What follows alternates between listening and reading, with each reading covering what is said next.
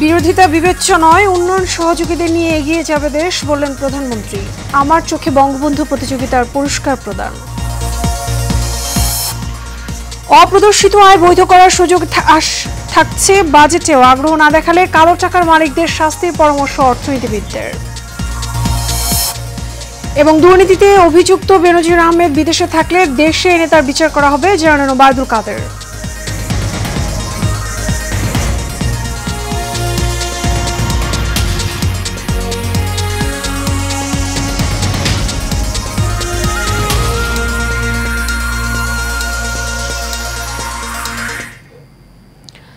স্বাগত Asian prime নিউজে, আপনাদের সঙ্গে আছি আমি মিতা মৌসুমী। শুনছিলেন বিআরবি কেবল ইন্ডাস্ট্রিজ লিমিটেড সংবাদ শিরোনাম।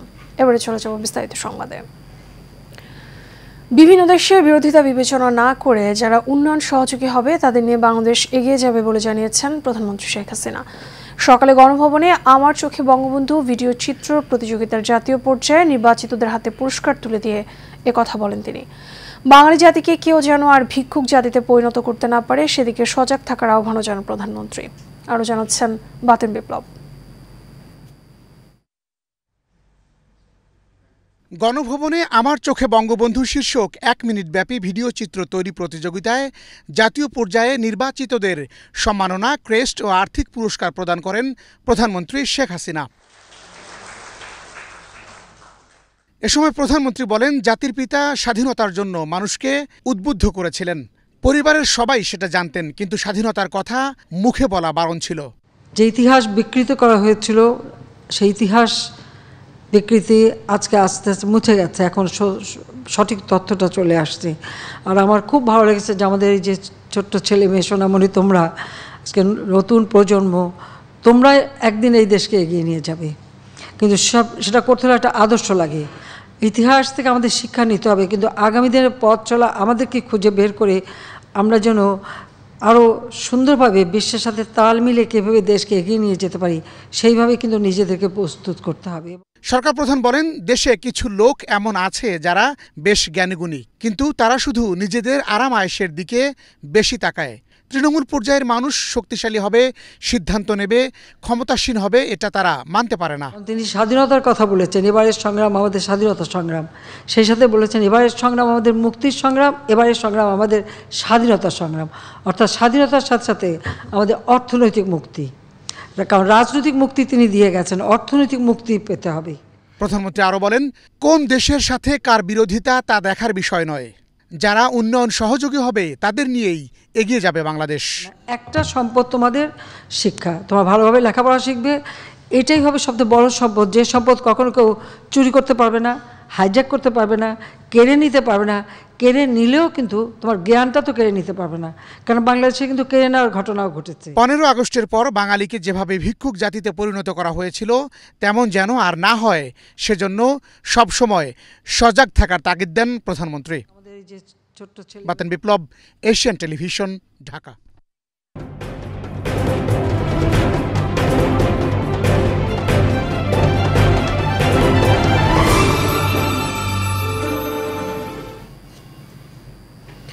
এবারে 2024-25 অর্থ বছরের বাজেট প্রসঙ্গ। 10% থেকে বাড়িয়ে 15% কর দিয়ে কালো টাকা সাদা করার সুযোগ থাকছে আসছে বাজেটে। এই সুযোগ আদৌ কেউ নেবে কিনা তা নিয়ে আশঙ্কা রয়েছে। বিশেষজ্ঞরা বলছেন, এর আগেও এই ধরনের সুবিধা থাকলেও খুব বেশি আগ্রহ দেখা যায়নি অপ্রদর্শিত অর্থ অর্জনকারীদের। তাই এই সুযোগ গ্রহণ না করলে কালো টাকার মালিকদের আইনের আওতায় আনার পরামর্শ অর্থনীতিবিদদের। আমাদের রিপোর্টে থাকছে বিস্তারিত। ঘাত প্রতিঘাত, বিভিন্ন জায়গায় যুদ্ধ পুরো বিশ্বের অর্থনীতিতে একটি টালমাটাল পরিস্থিতি তৈরি করেছে। এর ব্যতিক্রম নয় বাংলাদেশও।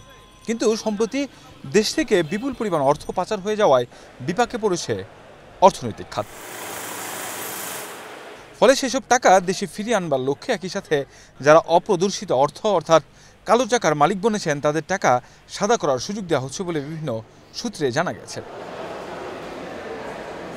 2 বছর আগে 10% কর দিয়ে অপ্রদর্শিত অর্থ বৈধ করার সুযোগ দেওয়া হয়েছিল, কিন্তু তেমন সাড়া না পাওয়ায় পরে এই সুযোগ বাতিল হয়। ফলে এবারেও যারা এই সুযোগ কাজে না লাগাবে তাদেরকে আইনের আওতায় আনার দাবি বিশেষজ্ঞদের। এটার আইন কানুন এমনভাবে করতে হবে যাতে যার কাছে কালো টাকা আছে সেই যাতে মনে করে যে এটা আমার সর্বশেষ সুযোগ, আমাকে অর্থনীতিতে এরকম সুযোগ আর পাবো না, যদি আমার না হয় তাইলে তার বিরুদ্ধে কিন্তু যাদের থাকে মনে করে তাদের বিরুদ্ধে কিন্তু কঠোর অবস্থানে গেলে এটা সাকসেসফুল হবে। এবং এটা যেই সরকার যে কোনো সরকারের যদি এটা কোনো উদ্দেশ্য নিয়ে যদি দিয়ে থাকে তাহলে উদ্দেশ্য সফল হবে। কিন্তু আরেকটা দরজা খোলা রেখে, দুইটা দরজা একসাথে যদি খোলা রেখে তাহলে এই দরজা দিয়ে কোনো লোক ঢুকবে না। তাহলে এটা কি হলো? এটা তো লোনটা দেওয়া হয়েছে তার ইন্ডাস্ট্রি পরিচালনার জন্য, সেই ইন্ডাস্ট্রি বন্ধ, ইন্ডাস্ট্রির জন্য লোন নিয়ে সে টাকাটা বাইরে পাচার করে দিচ্ছে। তারপরে সে ইম্পোর্ট করতেছে, ইম্পোর্টের ওভার ইনভয়েস করে টাকাটা বাইরে পাচার করতেছে। এখানে আমার টাকা বাইরে চলে যাচ্ছে। এক্সপোর্টের ক্ষেত্রে টাকা যেটা রেমিটেন্স হয়ে আসবে সেখানে এই দেশে না আসিয়া আরেক দেশে সে জমা করতেছে। একটা পোর্শন এখানে হয়তো আসে মিনিমাম, এবং অনেক টাকা প্রায় 3 কোটি 4 কোটি মানে 300 না 400 কোটি ডলারের মতন বাংলাদেশ ব্যাংক কিছুদিন আগে বলল যে এটা এখনও কিন্তু আনসেটেলড। এক্সপোর্ট প্রসিড আসছে মানে আপনার এখন থেকে 3 বছর আগে, সেই টাকাও এখনও ঢুকে নাই বাংলাদেশে। তাহলে কী হলো? তাহলে হোয়াট ইজ দ্য ফাইন্যান্সিয়াল অ্যাডমিনিস্ট্রেশনে সেখানে হু আর রেসপন্সিবল?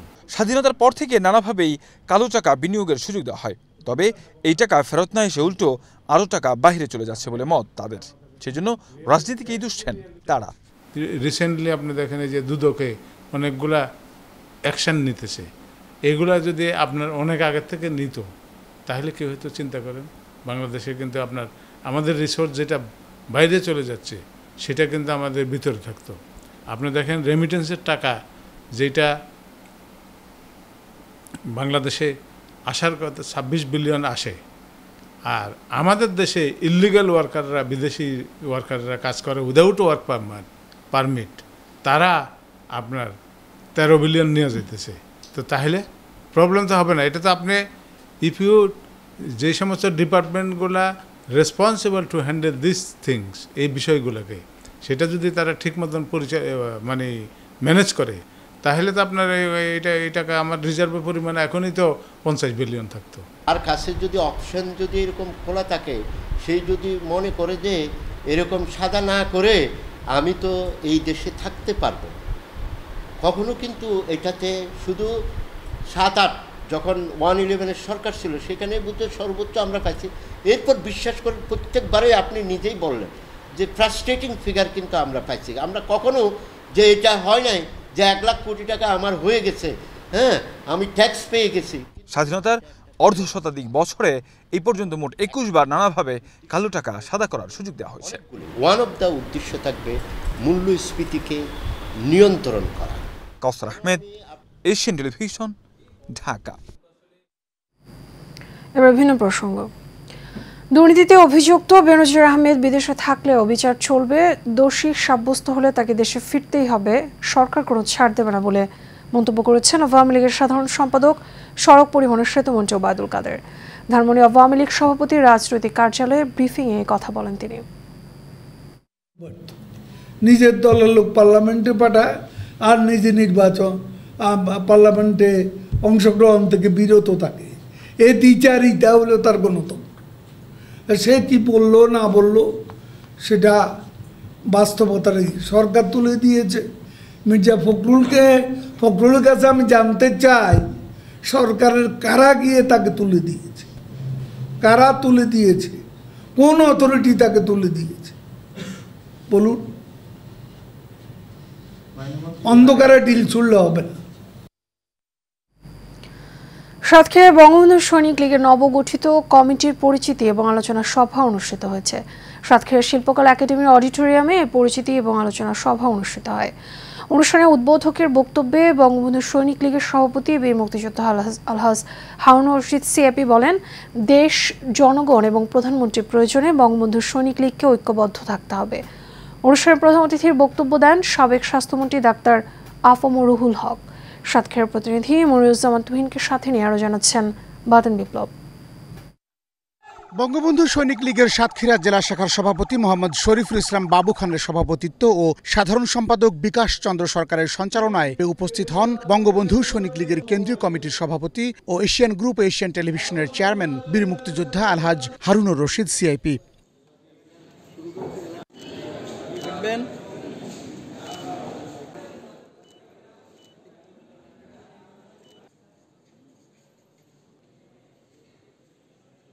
সাতক্ষীরা জেলা আওয়ামী লীগের সাধারণ সম্পাদক, জেলা পরিষদের চেয়ারম্যান আলহাজ মোহাম্মদ নজরুল ইসলাম, সাতক্ষীরা জেলা আওয়ামী লীগের যুগ্ম সাধারণ সম্পাদক আলহাজ মোহাম্মদ আসাদুজ্জামান বাবু ও সাংগঠনিক সম্পাদক কাজী আক্তার হোসেন সহ এ সময় বক্তব্য রাখেন বঙ্গবন্ধু সৈনিক লীগের কেন্দ্রীয় কমিটির সহসভাপতি অ্যাডভোকেট শওকত আলম, সহসভাপতি বীর মুক্তিযোদ্ধা ইঞ্জিনিয়ার সারোয়ার হোসেন তালুকদার, যুগ্ম সাধারণ সম্পাদক শাহ রেজাউল মাহমুদ, কেন্দ্রীয় সাংগঠনিক সম্পাদক মোহাম্মদ সোহেল রানা ও খুলনা বিভাগীয় সাংগঠনিক সম্পাদক মোহাম্মদ আলমগীর হোসেন।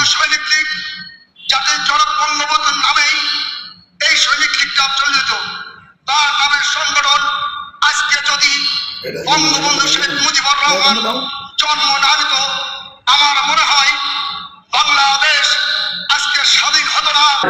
বঙ্গবন্ধু সৈনিক লীগের গঠনতন্ত্র মোতাবেক সভাপতি ছাড়া যদি অন্য কেউ কোনো কমিটি দিয়ে থাকে সেটা অবৈধ বলে বিবেচিত হবে। আওয়ামী লীগের সহযোগী সংগঠন সকলেই বঙ্গবন্ধুর আদর্শ বাস্তবায়নে কাজ করে যাচ্ছে। সকলেই প্রধানমন্ত্রী শেখ হাসিনার ভীষণ মিশন এবং স্মার্ট বাংলাদেশ গড়ার লক্ষ্যে কাজ করে যাচ্ছে।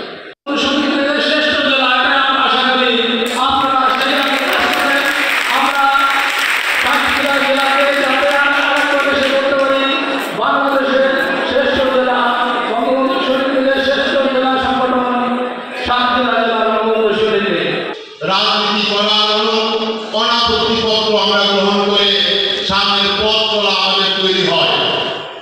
বঙ্গবন্ধু সৈনিক লীগের সভাপতি বীর মুক্তিযোদ্ধা আলহাজ হারুনুর রশিদ সিআইপি বলেন, অস্ত্র হাতে যুদ্ধে অংশ নিয়ে দেশ স্বাধীন করার পর থেকেই তিনি শেখ হাসিনার পাশে আছেন। আগামীতে বঙ্গবন্ধু কন্যার যে কোনো প্রয়োজনে জীবন দিতেও প্রস্তুত তিনি। আমি একজন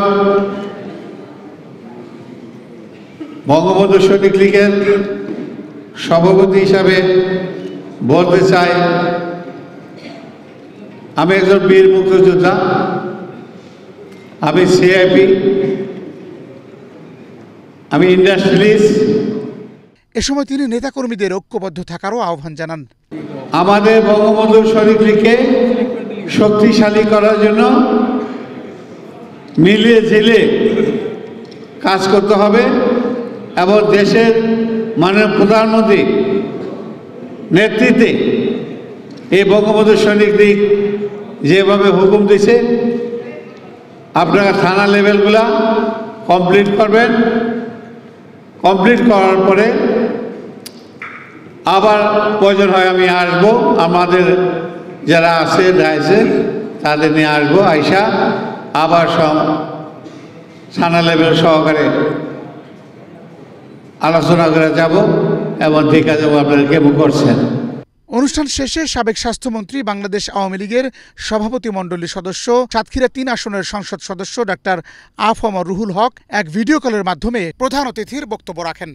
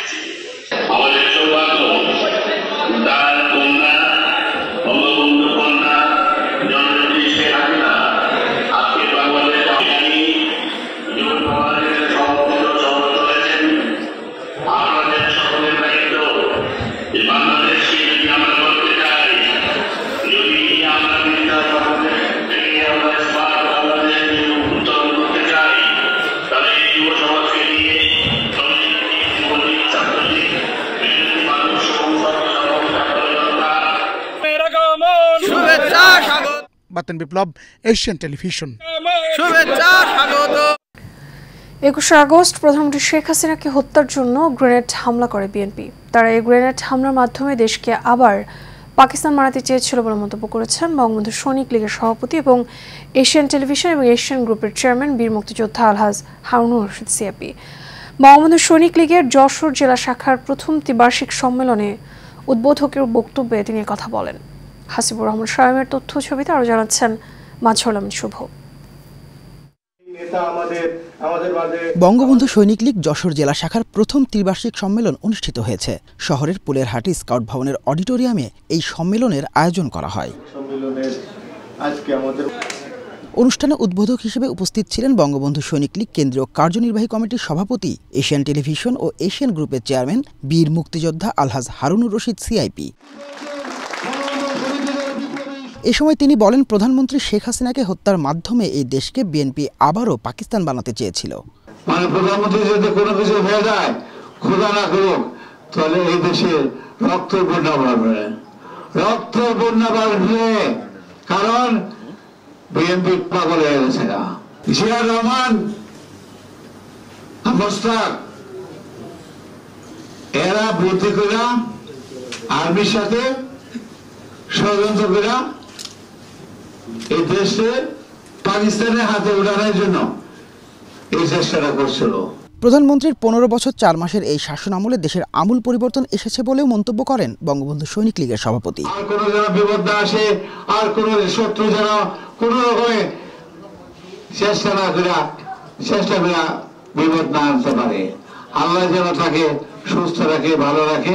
সেজন্য আপনাদের কাছে, সকলের কাছে আমার আবেদন, আমি সবসময় আল্লাহর কাছে দোয়া করি আমার মা বাবার জন্য, আর মানে প্রধানমন্ত্রীর জন্য। আপনারাও করবেন, নামাজ পড়ে আল্লাহর কাছে মানে প্রধানমন্ত্রী সুস্থ থাকে, ভালো থাকে।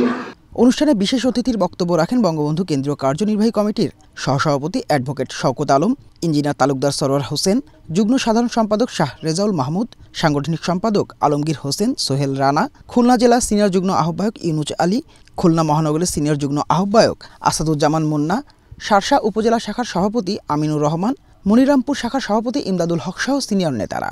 দেখো, আমি প্রধানমন্ত্রী হয়েও আমি মুরগি পালন করে উৎপাদন করতে পারি, আমি মাছ উৎপাদন করতে পারি, তোমরাও করো। এগুলি উনি দেখাচ্ছেন আপনাদেরকে, আমাদের এডুকেশন আমাদের জন্য, বাংলাদেশ জাতির জন্য শেখ হাসিনা দেওয়া এডুকেশন এগুলি, যে দেখো আমি কি করতেছি আর তোমরা কি করো, তোমরা কি করতে পারো না। আমরা অনেকগুলো কমিটি করে ফেলেছি। আপনাদের এখান থেকে আমরা আবার চলে যাব সাতক্ষীরা। আপনাদের প্রিয় ব্যক্তিত্ব, আমাদের সকলের আস্থার ঠিকানা আল্লাহ হারুনুর রশিদকে মাননীয় প্রধানমন্ত্রী তাকে সিলেক্ট করেছেন এবং সেটা ঘোষণা করে গেছেন। যশোর জেলা বঙ্গবন্ধু সৈনিক লীগের প্রথম ত্রিবার্ষিক সম্মেলনে মোহাম্মদ মতিয়ার রহমানকে সভাপতি ও মোল্লা জাহিদকে সাধারণ সম্পাদক করে ৭১ সদস্য বিশিষ্ট কমিটি গঠন করা হয়। মাঝারুল আমিন শুভ, এশিয়ান টেলিভিশন।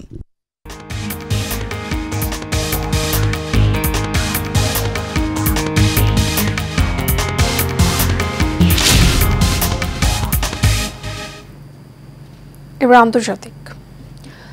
ভারতে ৭ ধাপের লোকসভা নির্বাচন শেষ হয়েছে। এই নির্বাচনের ফলাফল আগামী ৪ জুন ঘোষণা করবে দেশটির নির্বাচন কমিশন। তবে এর মধ্যে বিভিন্ন গণমাধ্যমের বুথ ফেরত জরিপে বলা হচ্ছে, টানা তৃতীয়বার প্রধানমন্ত্রী পদে হ্যাট্রিক করতে যাচ্ছেন নরেন্দ্র মোদী। কেউ কেউ বলছেন ভারতীয় জনতা পার্টি বিজেপি নেতৃত্বাধীন জোট এনডিএ ৫৪৩ আসনের মধ্যে ৪০০ আসন পাবে। ভারতের সংবিধান অনুযায়ী কোনো দল বা জোট যদি সরকার গঠন করতে চায় তাহলে তাদের লোকসভার ৫৪৩টি আসনের মধ্যে কমপক্ষে ২৭২টিতে জয় পেতে হবে। দেশটির এবারে লোকসভা নির্বাচনে দুটি বড় জোটের তীব্র প্রতিদ্বন্দ্বিতা দেখা গেছে।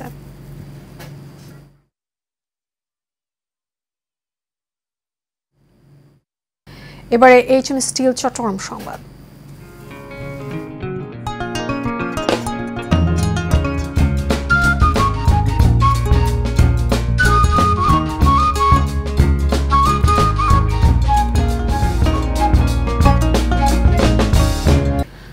চট্টগ্রাম নগরীর চকবাজার শাখার ইসলামী ব্যাংকের লকার থেকে গায়েব হয়ে গেছে ১৪৯ ভরি স্বর্ণালংকার।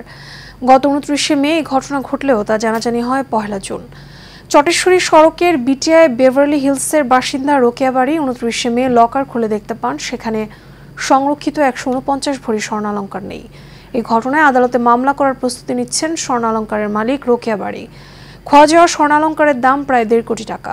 ইসলামী ব্যাংকের চকবাজার শাখার ম্যানেজার এসএম শফিউল মাওলা চৌধুরী বলেন, ভুক্তভোগী গ্রাহকের অভিযোগটি অভ্যন্তরীণভাবে তদন্ত করা হচ্ছে। বিষয়টি ঊর্ধ্বতন কর্তৃপক্ষকেও জানানো হয়েছে। বাংলাদেশ ব্যাংকের নিয়ম অনুযায়ী একজন গ্রাহক লকারের কি রাখছেন এবং কতটুকু রাখছেন সে ব্যাপারে কোনো রেকর্ড রাখা হয় না বলে জানান তিনি।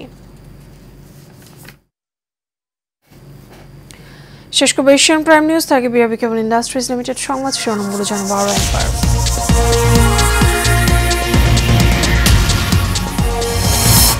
বিরোধিতা বিবেচ্য নয়, উন্নয়ন সহযোগীদের নিয়ে এগিয়ে যাবে দেশ, বললেন প্রধানমন্ত্রী।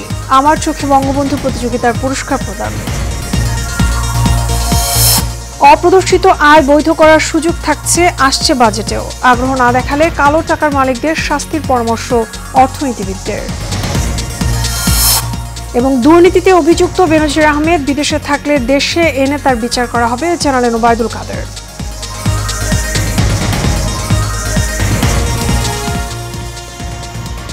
এশিয়ান প্রাইম নিউজের পর্যন্ত আমাদের পরবর্তী সংবাদ দেখার আমন্ত্রণ রইল।